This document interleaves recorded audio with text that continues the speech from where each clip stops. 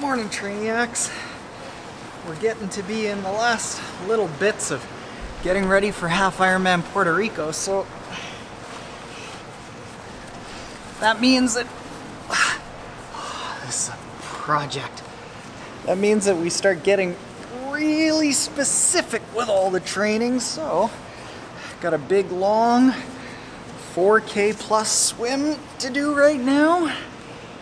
We are going to do it in the swim skin. I didn't really think about how I'm gonna zip this up. Lifeguard.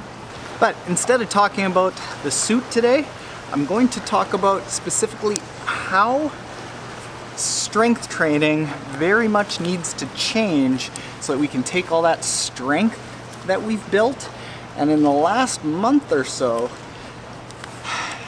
harness that strength, and instead of it being a detriment to us, making us sluggish, use the strength training sessions to get faster. Lifeguard.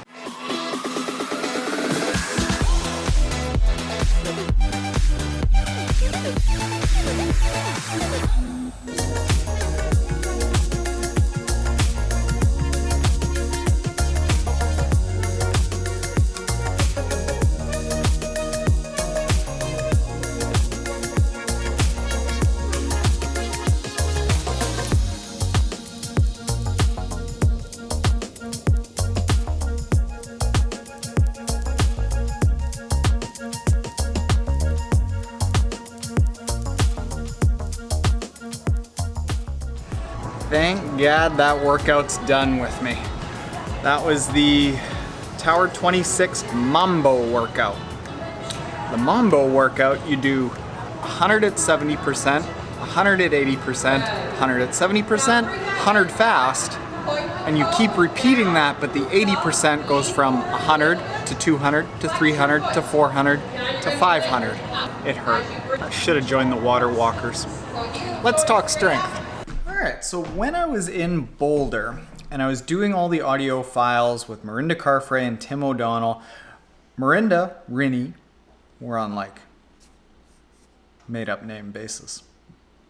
She doesn't call me anything. She said that historically, before she got together with Aaron Carson, she did not like strength training because she said that it made her feel dumpy.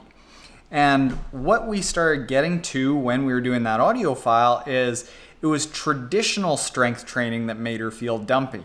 Squats, leg presses, leg extensions, really heavy movements that are, say, like putting you on the ground and you're spending a lot of time on the ground and you never really explode off.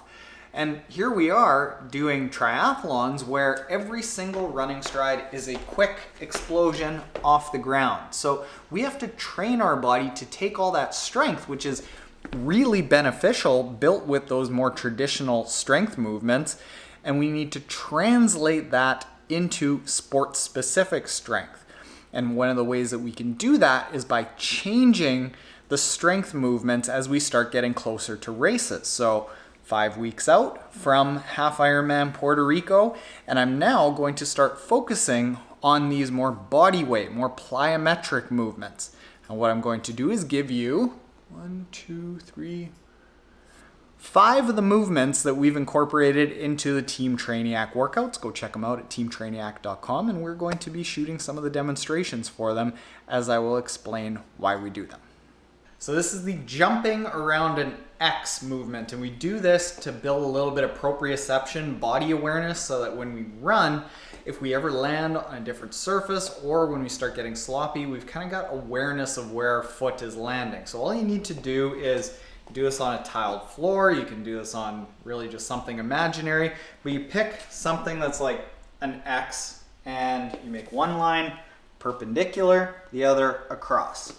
And with one foot, you jump forward and back, side to side, diagonal one way, diagonal the other way, each one going 5 times with each leg.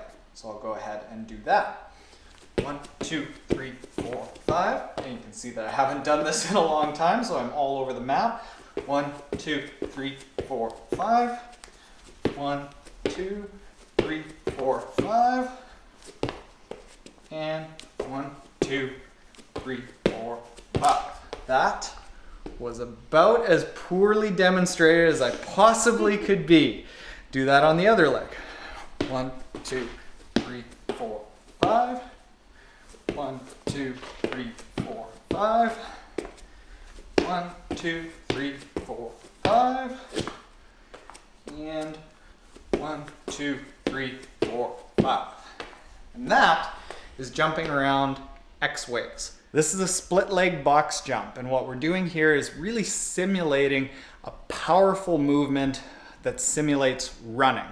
So how you do this is you start like this, kind of in a running stance, so the opposite of whatever leg is up is what arm is up, and then drive really forcefully and go back and forth doing 5 on each side. So 1, and you jump down and land with the foot that was up.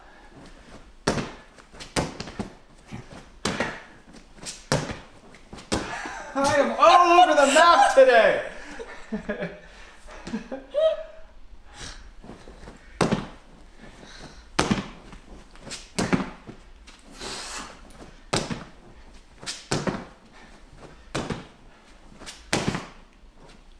Ideally, as you get more confident in this, you can go faster and faster. I haven't done any plyometrics in about 6 months, so you can see them a little bit lumpy at it. So these are seated one-leg jumps, really similar effect to the split leg box jumps. And what you're gonna do is you're going to raise one leg off the ground and drive up as much as you can. These are really good to pair with a heavier movement. If there's any like deadlifts that you have to do that day, to do these in the movement after you finish those deadlifts, drive up, doing one leg at a time. And these are good for building that really forceful launch off the ground with a running stride. This is the kneeling banded deadlift. What you do is you take fairly high tension TheraBand, tie it around a fixed object well in behind you. You want to stretch out a long ways and load the TheraBand up with a fair bit of tension.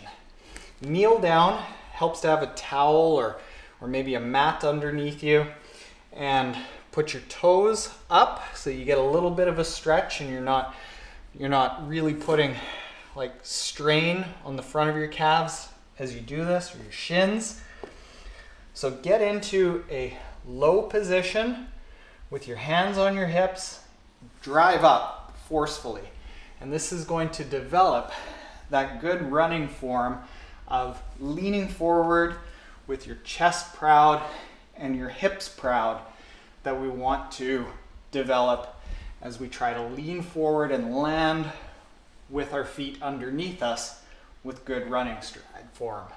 Now this is the Bolar squat, and this is again developing a little bit of awareness of how our foot is landing, developing that proprioception with our big toe grinding into the ground, creating that nice stable platform. You're gonna go up into your running stride and then get up close to a wall somewhere around about 4 inches away. And you're gonna start bending over, and with the hand furthest away from the wall, lean forward, touch the wall, and come back. And what you want to really focus on while you're doing this is a nice stretch in the glute that's closest to the wall and contracting that glute. So keeping it activated the whole time. And this is a great body awareness stretch. Also gets that toe fired up if you do this barefoot. This is just all around good strength, mobility, and body awareness work. Oh, so those are some sloppy demonstrations of plyometric workouts that you can start incorporating close to race season. Let's go over here. I'll explain more. So you saw how just kind of clumsy and slow to get off the ground I was there. But meanwhile, I have been strength training and running for the past 6 months. back in race season 2018, I had incorporated more of these plyometric movements and I could do them a lot more easily.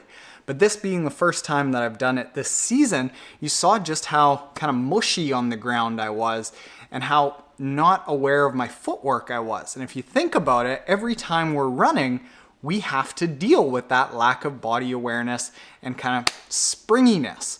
And it's energy leakage. So if you think about it, if every time we land, we have just little bits of leakage going one way or another, that's energy that we aren't spending going forward. So sure, I'm plenty strong from a bunch of hex bar deadlifts and high gear work on the bike and hill work on the run. But can I translate that into really quick, efficient movements getting me off the ground? Not yet. And what I found last year is that as I started incorporating a lot more of these plyometrics, even just once a week for a grand total of about 15 to 20 minutes each time, I was able to translate good running form, being nice, posturally fit, able to lean forward nicely, to getting off the ground quickly. And ground contact time is really highly correlated with running speed and a low incidence of injury. So, in the last 8 to 10 weeks roughly of your build up to race season, you want to start incorporating more of these. Maybe it's some ladder drills, maybe it's some just short sprints. All of these things are incorporated and written into teamtrainiac.com, so I could list off the 30 or so different plyometrics that we've included, but small plug. Go to teamtrainiac.com, test out the 14-day free trial, and all of these are just laid right out for you. On that note, I have a fair bit of work to do with some plyometrics. You saw, that was slightly embarrassing. All right, later, Trainiacs.